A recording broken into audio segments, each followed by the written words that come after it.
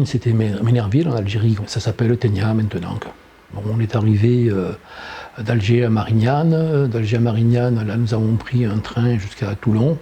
On devait se rendre à la Seine-sur-Mer pour rencontrer des parents éloignés à ma grand-mère qui devaient nous trouver un logement. Et bon, ils n'ont pas pu nous accueillir, nous héberger. Ils nous ont donné l'adresse d'une pension de famille où nous avons été. Nous avons habité pendant quelques jours dans un sous-sol avec juste une lucarne. Bon, on était avec ma grand-mère, ma mère, mon frère, moi et une cousine. C'était vraiment très aigu et pas très bien accueilli, disons, sur le territoire quand nous sommes arrivés. Tout le monde partait en même temps quasiment, quoi. Les avions étaient pleins, quoi. C'était vraiment la bousculade. Moi j'étais minot, quoi, et je voyais que mes parents étaient à la rue, c'est le cas de le dire, quoi, qu'il y avait un ressenti par rapport à leur arrivée, quoi.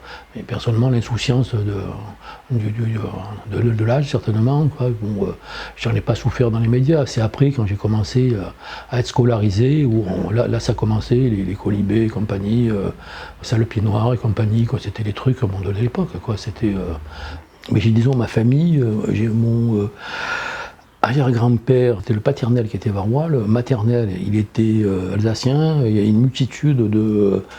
par ma grand-mère maternelle, elle était d'origine menguale espagnole, quoi. Bon, ça a été l'exode d'Algérie avec tous les gens qui souffraient en France ou en Espagne et compagnie, qui ont été s'installer en Algérie, mais pour fuir la misère qu'il y avait en France ou ailleurs, quoi. Voilà, hein. Ils espéraient trouver l'Eldorado comme d'autres maintenant qui viennent d'autres pays, en espérant trouver en France. Et là, c'était l'inverse.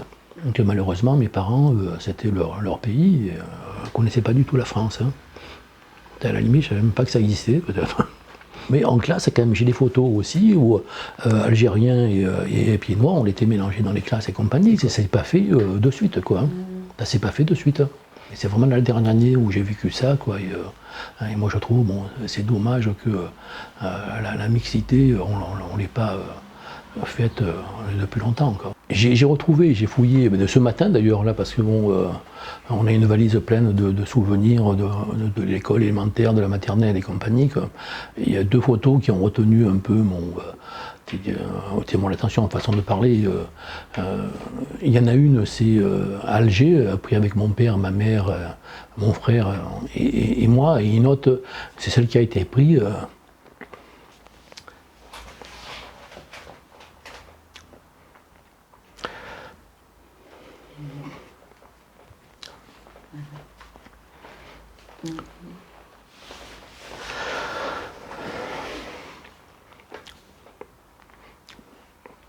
C'est la première photo à Toulon, quoi, le territoire français.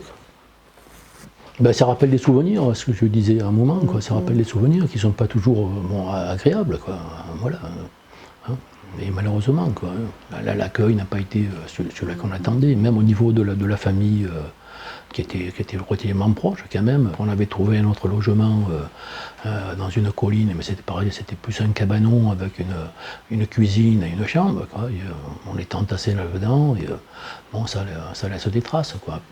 Et puis le fait, j'ai pas été scolarisé pendant des mois. Des souvenirs un peu marquants avec celle qui a été prise à Alger avec ma maman, mon petit frère, mon papa et moi. Et une autre alors qui est aussi un souvenir marquant, c'est sur la place de Toulon à l'arrivée avec ma petite cousine, mon frère et évidemment moi et les pigeons de la place de la Liberté à Toulon. J'ai eu 2 sentiments. Le sentiment que me racontaient mes grands-parents et mes parents, mes tantes, mes oncles et compagnie, quoi, qui étaient des fervents partisans de l'Algérie française. Et moi, disons que j'ai évolué. Je suis rentré à la Poste en 1969 et j'ai été muté à Paris en 1978. Et là, bon, j'étais déjà adhérent à la CGT et j'ai rencontré des copains qui étaient au Parti communiste. Et disons, c'est avec eux qu'on s'est mis à discuter de l'Algérie et compagnie. leur histoire qu'ils me racontaient, l'histoire que racontaient mes parents n'était pas du tout la même. Et c'est là que ça, disons que ça, il y a eu le déclic. J'ai pu peut-être évoluer façon de parler, quoi, de comprendre mieux la situation qu'elle était en Algérie, quoi.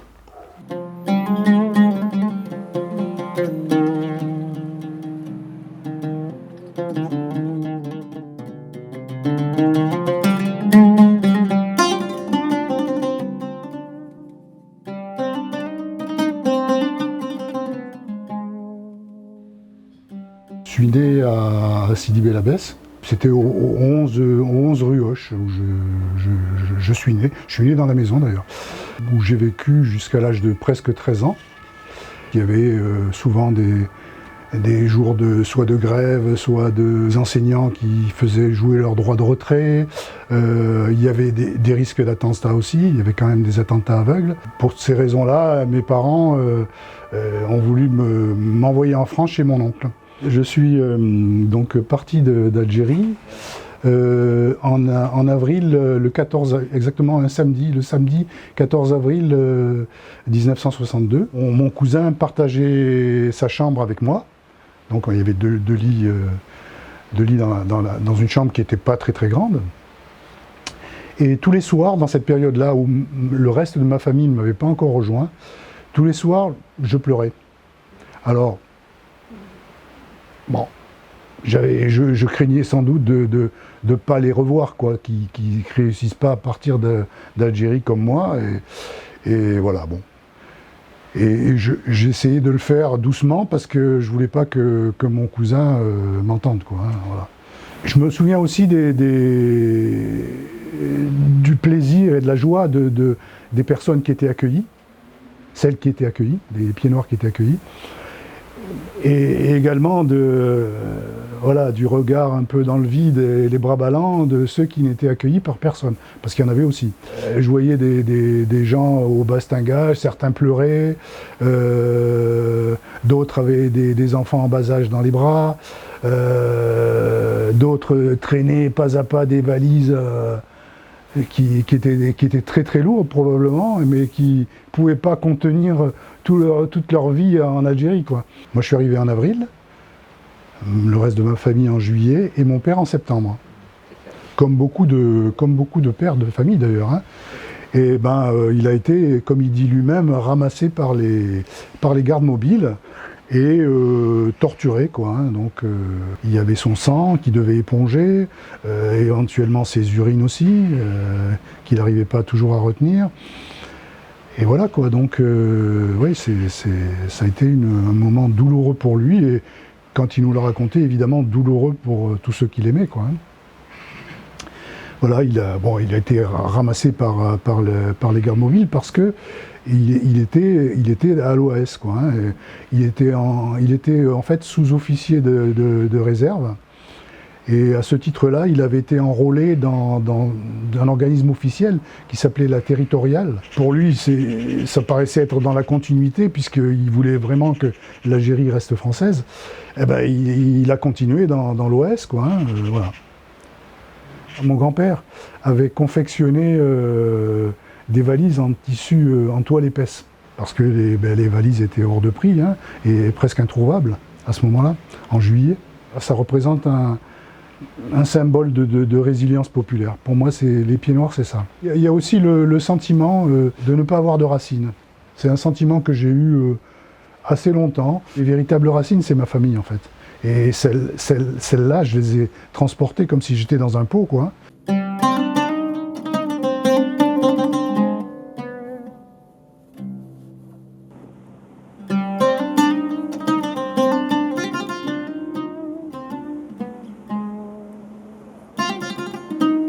Je suis né en Algérie, de parents espagnols et alsaciens. Voilà, mon père était un petit fellah. Un petit fellah, ça veut dire un petit agriculteur. Moi, j'ai fait ma scolarité en Algérie. L'insurrection est arrivée en 1954. Nous habitions la ferme. Il fallait descendre habiter au village pour des raisons de sécurité. Oh, voilà, j'ai cheminé jusqu'à mon certificat d'études. Je n'ai pas voulu continuer l'école où je suis resté aide familiale avec mon père Voilà, donc je m'occupais de la ferme un peu, je m'occupais des moutons avec le berger. Voilà, j'avais de bonnes relations avec la population algérienne. C'était mes frères d'ailleurs. J'ai été appelé à l'armée en décembre 59, lors de mes 20 ans, après avoir fait mes classes à Cap Matifou, une banlieue d'Alger. On m'a donné un camion-citerne de 10 tonnes pour aller ravitailler les postes frontières. Et non seulement les postes frontières de l'armée française, mais aussi il y avait 2 villages de regroupement pour séparer donc les habitants de la troupe de libération, des Félagas, pour pas qu'ils soient ravitaillés par ces gens-là. J'étais chargé de les ravitailler en eau en même temps que les postes frontières. Donc j'ai passé la guerre d'Algérie comme ça, 22 mois avec ce camion. Voilà. Autrement dit, j'ai pas essuyé un coup de feu, j'ai pas tiré un coup de feu, rien. J'ai commencé à me conscientiser, moi, au bout de 15 ans, 20 ans. En 80-81, j'ai commencé à me conscientiser. J'ai fait une crise voilà, d'identité. Je ne savais pas qui j'étais, qu'est-ce que je faisais ici, pourquoi j'étais là. Tu te rends compte, 20 ans après, ça m'est sorti 20 ans après. Il a fallu que je retourne en Algérie pendant 1 mois pour faire ma psychothérapie, pour faire ma thérapie. Voilà. Parce que ici, avec les psychologues et tout, ils n'arrivaient pas. Quoi. Il a fallu que j'aille faire ma psychothérapie en Algérie là-bas, revoir tous les endroits de mon adolescence. Mais j'ai rencontré beaucoup de familles que j'ai connues, que j'ai cheminé avec eux, et de mes copains et de leurs parents, etc., etc. Putain, on s'est jeté les uns contre les autres comme ça, on se plein d'affection, quoi, tu vois. On a pleuré ensemble. C'est dur hein, de parler une période comme ça. Et chaque fois que je parle de ça, je ne peux pas retenir mes émotions. Mais enfin, voilà, et depuis 2003, je retourne tous les ans. Mais voilà, j'ai ressenti comme si j'étais dans un poisson dans l'eau, comme on dit. Voilà, j'étais chez moi. J'ai retrouvé toute mon adolescence, j'ai retrouvé tout mon passé, mais j'ai besoin de retourner tous les ans pour voir un peu. Voilà, j'ai besoin de ça. C'est comme une drogue.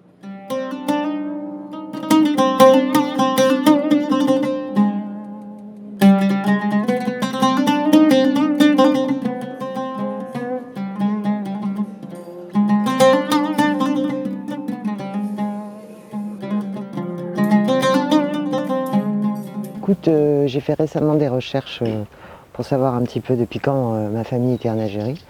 Et il se trouve que j'ai réussi à remonter par mon grand-père paternel jusqu'à 1830.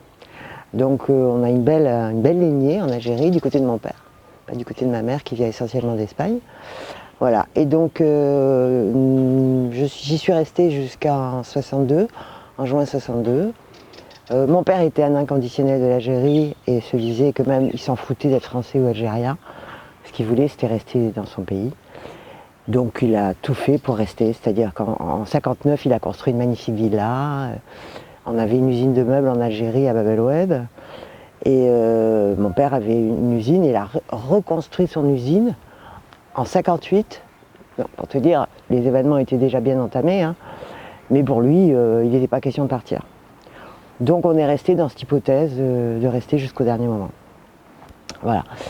Et puis il se trouve que les événements se sont précipités, on a eu des plastiques, comme on disait à l'époque, à droite, à gauche de notre maison. On habitait Air de France, donc au-dessus d'Alger, hein, dans la banlieue d'Alger.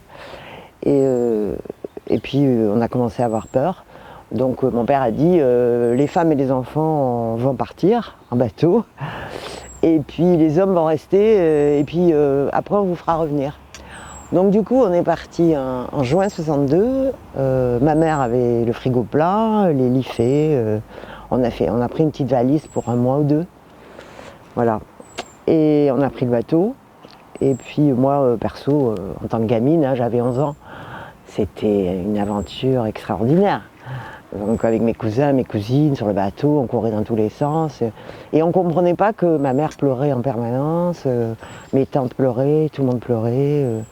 Et on a pris ce bateau, on a quitté l'Algérie. J'ai une vision vraiment d'Alger quand le bateau partait.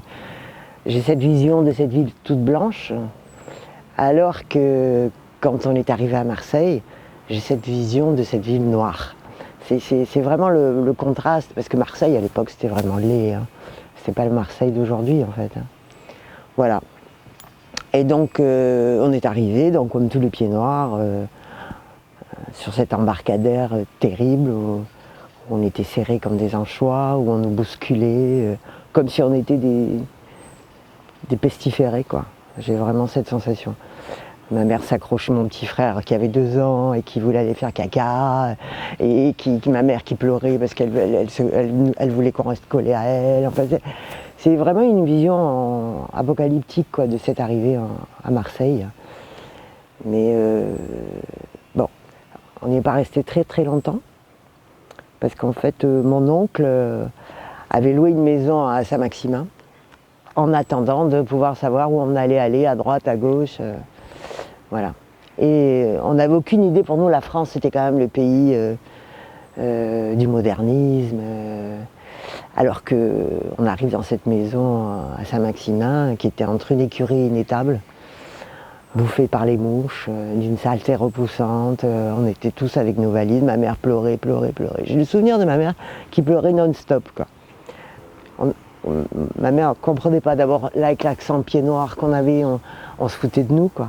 C'est vrai qu'on avait un accent très très prononcé, hein. Et on était repliés sur nous-mêmes dans cette maison. En fait, dans cette maison qui était absolument abominable parce qu'il n'y avait même pas de lit, on dormait par terre. Mon frère, ma mère l'avait mis sur une planche, elle avait arraché une porte de placard pour le coucher parce qu'il était petit, donc on ne voulait pas qu'il se fasse écraser. Chaque fois que quelqu'un arrivait d'Algérie, c'était le port d'attache. Tout le monde venait, donc on est rentré, on devait être 7-8, on a fini, on était 20 quoi, dans cette maison. Et on n'avait aucune nouvelle de nos parents, nos pères, parce que tous les hommes étaient en Algérie. C'était vraiment pas facile, quoi. Vraiment. Maintenant, je me mets à la place de ma mère qui à l'époque avait 30 ans.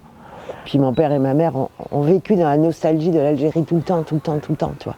Parce que mon père qui avait une très belle situation en Algérie, on avait une très belle villa, on gagnait très bien notre vie, qui s'est retrouvé en France dans un HLM sans moyens. Pour eux, ça a été vraiment une descente aux enfers, quoi. Mais c'est vrai que non, après c'était pas tendre, hein. Ils remarquent sur les Algériens, bah, ils ont bien cherché, tant pis pour eux, c'est eux qui nous ont mis dehors. Enfin, tu connais la chanson, quoi. Je suis arrivée en 6e au collège à Voiron, donc, et ma mère qui était tétanisée par ce froid, nous mettait 2 bonnets, 2 paires de collants, 2 paires de chaussettes. Alors déjà, tout le monde se moquait de nous en disant « t'as besoin de 2 bonnets ?» Alors voilà, 2 bonnets. Donc déjà, on se moquait de nous. Alors on avait un accent à couper au couteau, donc ils se moquaient de nous. Et la troisième anecdote, c'est que moi j'arrive en classe en 6e et tout le monde me disait est-ce que tu avais des lions ? Est-ce qu'il y avait des girafes dans ta maison ? Est-ce que tu as vu des lions ? Est-ce que tu as vu... J'ai rentré le soir en pleurant, je disais à mon père, mais pourquoi il nous parle des lions et des girafes ? On n'a jamais vu ça en Algérie.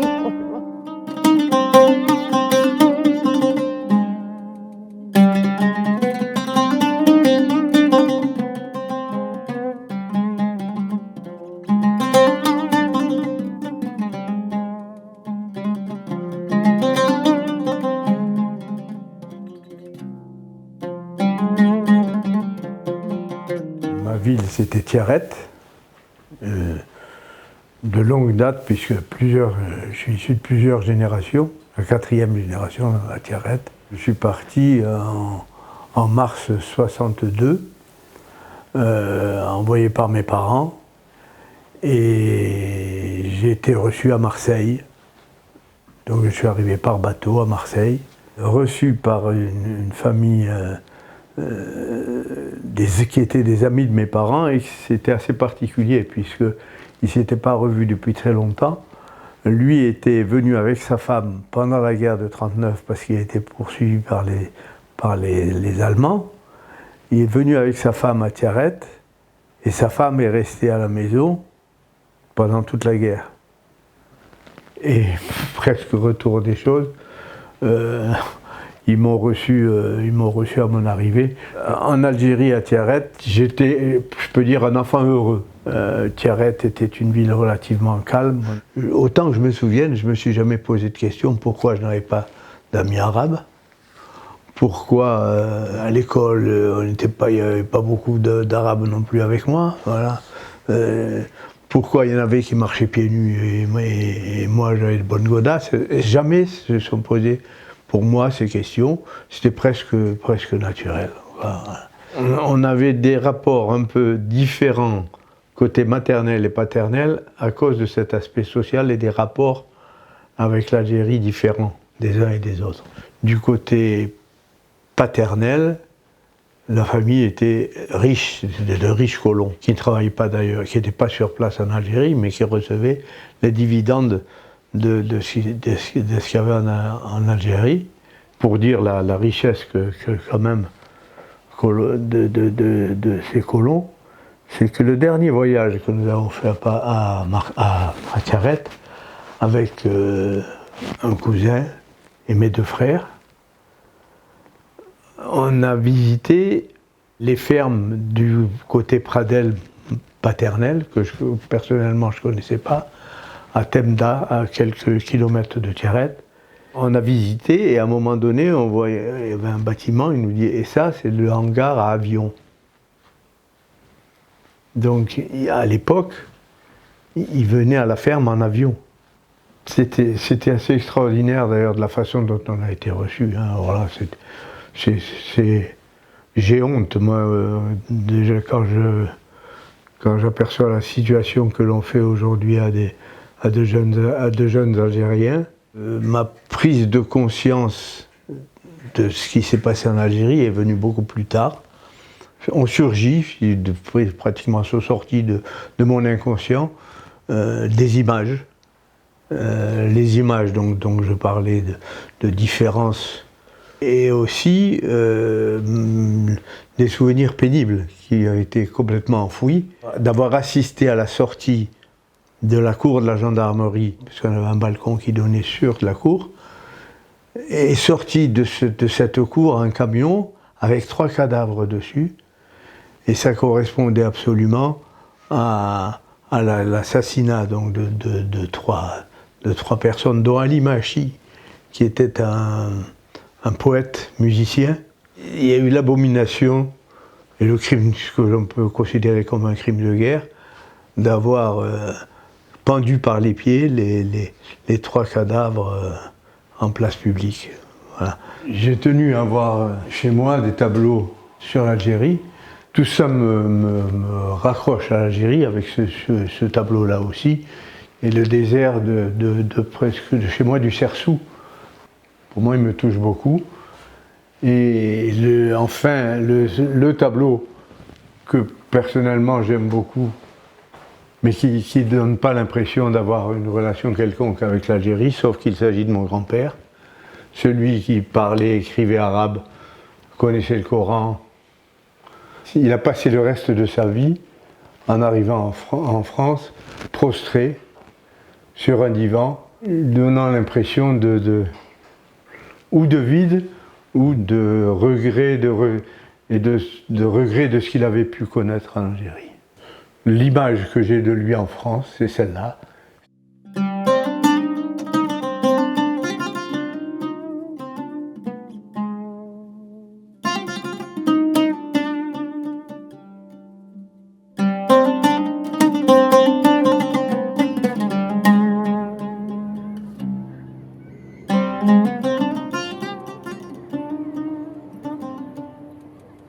Je suis né en 1950 à Alger, dans le quartier de Bellecour.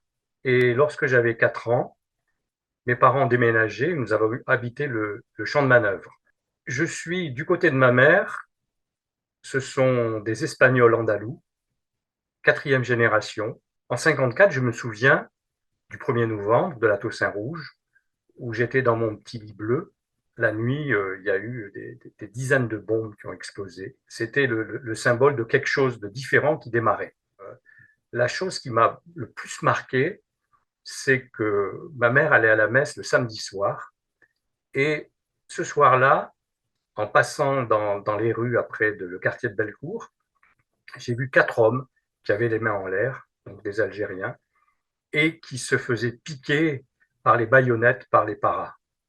Et donc ces hommes pleuraient comme des enfants. Et pour moi, j'imaginais pas que des hommes pouvaient pleurer et gémir comme des enfants. Donc, je crois que c'est une situation qui m'a profondément marqué. Ma mère m'a tenu la main, m'a dit « Ne regarde pas, Marcel, ne regarde pas ». Et après, il y a eu effectivement tous les attentats dans Alger, notamment la période de l'OAS. Alors, il se trouve que dans cette dernière période, ça a été des moments extrêmement difficiles. J'ai assisté à une exécution, j'ai assisté à quelqu'un qui poursuivait un Algérien avec un couteau. J'ai assisté à une femme qui était bon, peut-être un peu déficiente mentale, qui était dans une charrette et qui dansait, et sur lequel on l'a abattu. J'ai assisté à quelqu'un aussi qui était un clochard algérien. On lui mettait des papiers dans les oreilles et on l'a brûlé carrément. Donc, en dehors de ça, on disait attention, passe pas là, il y a peut-être des bombes, etc. D'autant plus qu'un des enfants de ma classe a été tué dans les bombes du lampadaire. Hein, donc ça a créé une situation de crainte permanente, de méfiance aussi. Le 19 mai 62, mon père était décédé 1 an avant, et c'est mon frère aîné, qui avait 11 ans de plus que moi, qui prenait le rôle de tuteur. Mon frère est venu et a dit « Demain matin, vous préparez vos affaires et vous prenez le bateau, il fallait partir ». Alors c'est vrai que ce qui se disait, c'est que les Arabes vont venir nous envahir, vont venir suite. Donc ça, c'était un peu ce qui courait comme bruit. Moi, j'ai pris un petit sac à dos. Ma mère m'a dit, de toute façon, on part en vacances, donc vous amenez que des affaires d'été, etc. On va revenir. Et puis, on est parti. Donc, quand on est parti à 4 heures du matin, on est passé dans une colonne de militaires armés qui nous protégeaient, puisque, effectivement, l'OAS avait annoncé, c'était la valise au cercueil, et menaçait les gens qui partaient. Donc, on s'est retrouvés pratiquement plus d'une vingtaine dans cette maison à Alençon-de-Provence. Alors, on n'avait rien. On dormait par terre. Enfin, j'étais au lycée d'Embrun. On volait le pain pour le ramener à ma mère. Et ça a été des moments un peu de tristesse.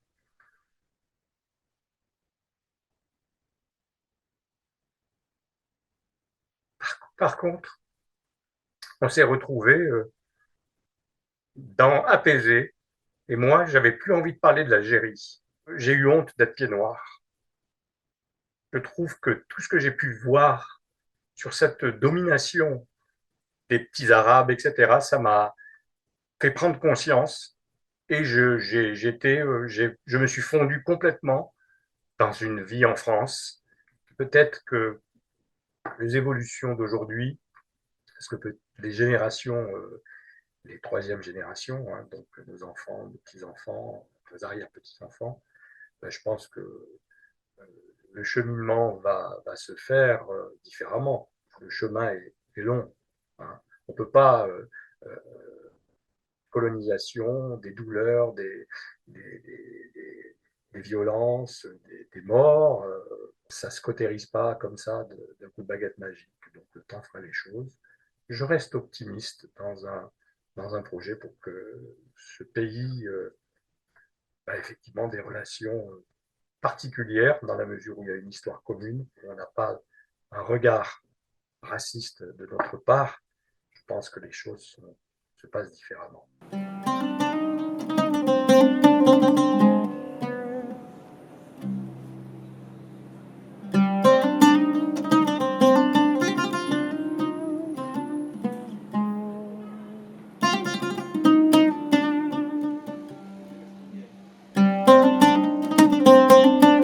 Je suis né à Alger en 1945 et j'ai résidé à Alger jusqu'à mon départ en 62. Mon père était savoyard et en 23, donc à ses 20 ans, il s'est engagé comme militaire, militaire de carrière, dans les Zouaves. Il était affecté en Algérie, à Batna.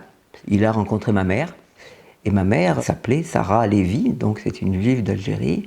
J'ai mon grand-père qui s'appelait Maklouf Lévy, et ma grand-mère qui s'appelait Sultana Saadoun. Donc pour moi, c'est des Berbères, enfin. C'est ce que la famille est rentrée en France en 1938, à Lyon. Mon père a été affecté à Lyon. Il y est resté jusqu'en 1941. Et ma mère étant menacée, parce qu'elle a eu une sœur et un frère qui ont été déportés, mon père a demandé d'aller en Algérie. Ils sont restés à Alger jusqu'au départ. Et on habitait dans une maison, on habitait à Notre-Dame d'Afrique, dans une maison, une villa qui s'appelait la Villa du Silence, avec 7 enfants, enfin 6 enfants au départ, c'était un peu pas tout à fait silencieux, mais une villa avec des jardins en espalier, et puis la villa était en haut, qui a été adossée à la colline, parce que Notre-Dame d'Afrique est près de la colline de la Bouzaréa, et on avait une vue magnifique sur la mer, c'est vrai que c'était magnifique. Jusqu'au moment où il y a eu la guerre d'Algérie, enfin, à ce moment-là on appelait ça les événements. On a vécu quand même la guerre, mais moi j'avais pas du tout idée de ce qui se passait dans les bleds, même si on en entendait parler, c'était pas du tout pareil. En ville, c'était pas du tout la même impression qu'on avait. Par contre, c'est vrai que il fallait faire attention, qu'il y avait de la militaire partout, on faisait que l'aller-retour entre le lycée et la maison, c'est tout, quoi. Et puis on était donc à Notre-Dame d'Afrique et on était hyper bien intégrés parce que ma mère parlait bien l'arabe, elle allait chez les voisins, elle aidait les voisines, des fois à l'occasion de l'accouchement, mais on ne se recevait pas. Et mon père, lui, il voulait vraiment s'intégrer, il était très chasseur, donc il allait à la chasse vers Miliana, aux alentours d'Alger. Et donc là, il était hébergé chez les Arabes, mais il n'invitait pas les Arabes chez nous, quoi. On était en très bons termes, mais on ne s'invitait pas.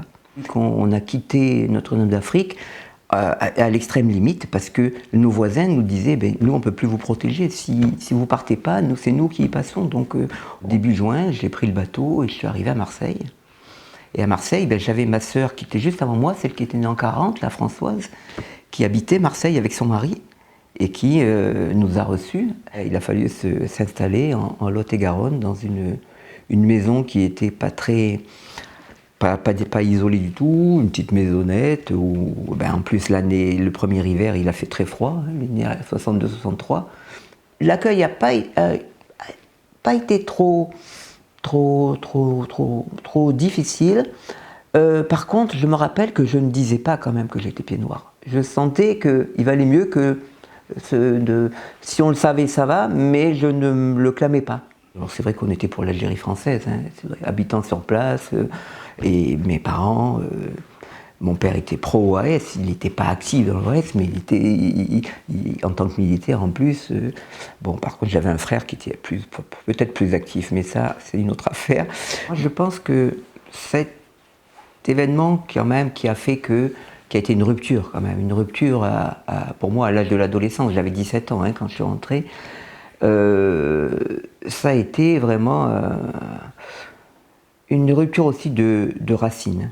Moi, c'est ça, très longtemps, je me suis senti sans racines, tu vois, les racines coupées, et je me sentais que je pouvais partir n'importe où. Partir sans trop de regrets. Et du coup, ça a fait que j'ai cherché à recréer des racines. Et c'est pas pour rien que j'ai choisi d'acheter ici, parce que pour moi, c'était donner des racines à ma fille. Tout ça, c'est en lien avec le déracinement initial. Ce qui m'accompagne un peu au quotidien, c'est la photo de la famille. La photo de la famille qui est mes 2 parents, regarde mon père et ma mère, et puis les 7 enfants. Moi, je suis la dernière. Cette photo, c'est une photo qui était à Alger, qui était dans la maison à Alger, et qu'on a fait dupliquer, et on en a tous un exemplaire chez nous, quoi. Que ma sœur qui m'avait accueilli initialement à Marseille en 62, le 1er mai 79, on était à Alger toutes les deux. On a fait notre premier voyage et vraiment c'était hyper important parce que on avait besoin, tu vois, ça a aidé un peu au deuil.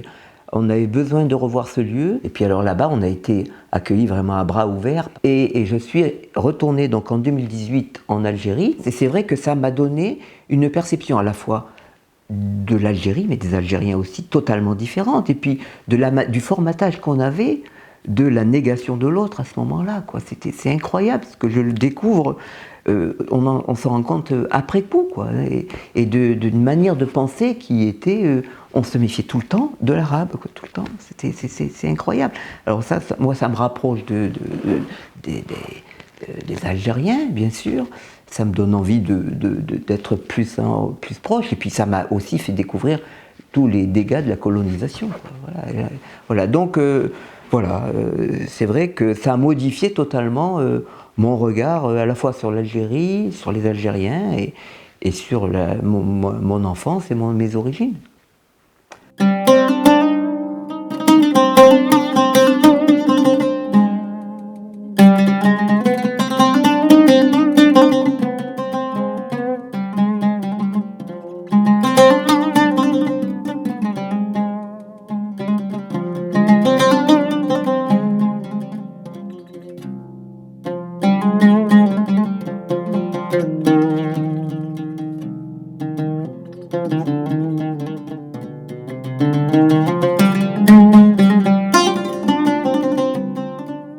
Quand je suis arrivé à Paris, j'avais l'habitude du soleil, j'avais l'habitude de la clarté, j'avais l'habitude de ciel bleu, et je suis arrivé gare de Lyon, et les immeubles étaient noirs.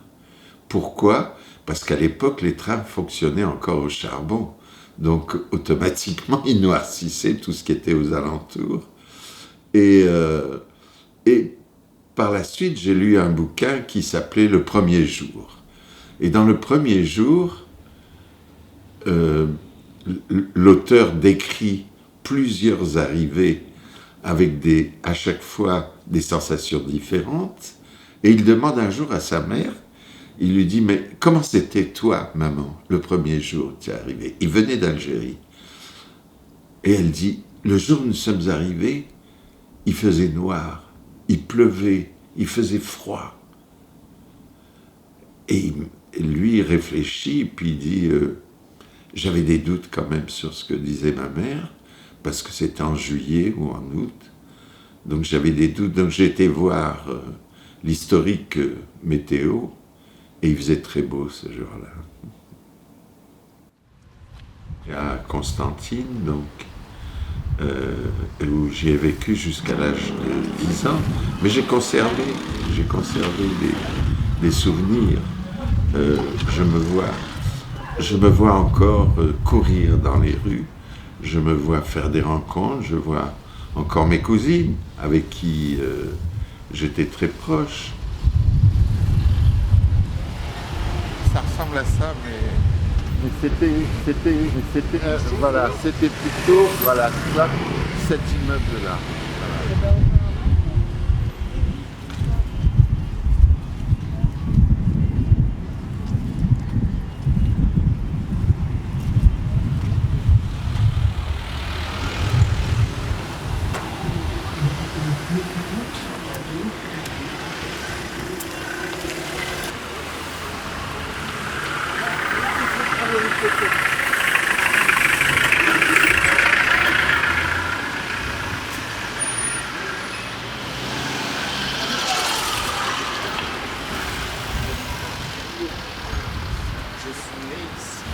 Il y a 70 ans.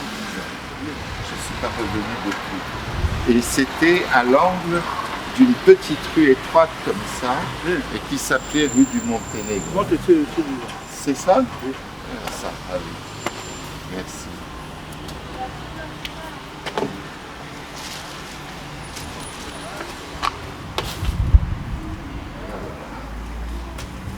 C'est là. C'était là.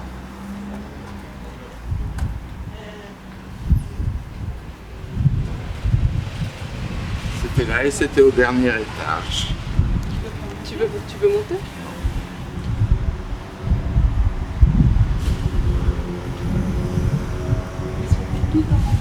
Oui, tout à fait en haut.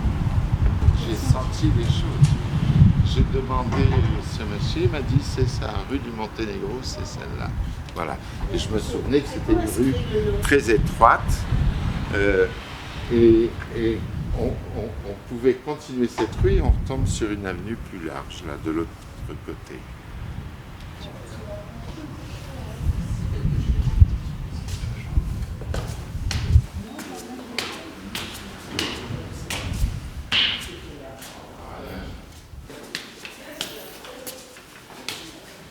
Je me souviens que je montais, je descendais à une vitesse vertigineuse.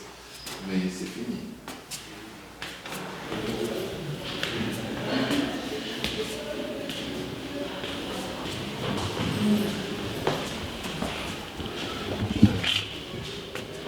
Tout est là. C'est incroyable. Je me souviens très bien de la terrasse. Mais elle me paraît immense. Elle me paraissait immense. Et là, ici, excusez-moi, ici il y avait une sorte de... Il y avait un grand lavabo en béton, là, tu vois, dans lequel les gens lavaient le linge. Monsieur, bonjour. Je vous prie de m'excuser. Je suis né dans cet appartement. Ah oui. Il y a 70 ans. Bienvenue. Il y a 70 ans. 70 ans. Voilà.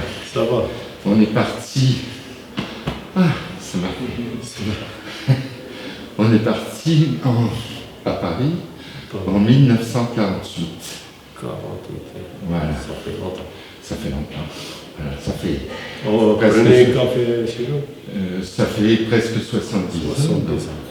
Je vais vous Voilà. Donc on habitait ici avec mes parents, mes deux frères, ma grand-mère, Madrefa, et une tante et une sœur à ma mère. Voilà, on habitait là. Donc je me suis permis de venir, mais je ne veux pas vous déranger. Soyez les bienvenus. Hein. Merci. C'est votre appartement depuis. C'est pas mon appartement, je suis né. Je suis né ici. Comment on dit je suis né en arabe? Zit c'est là. Hein? Zit c'est là. Zit.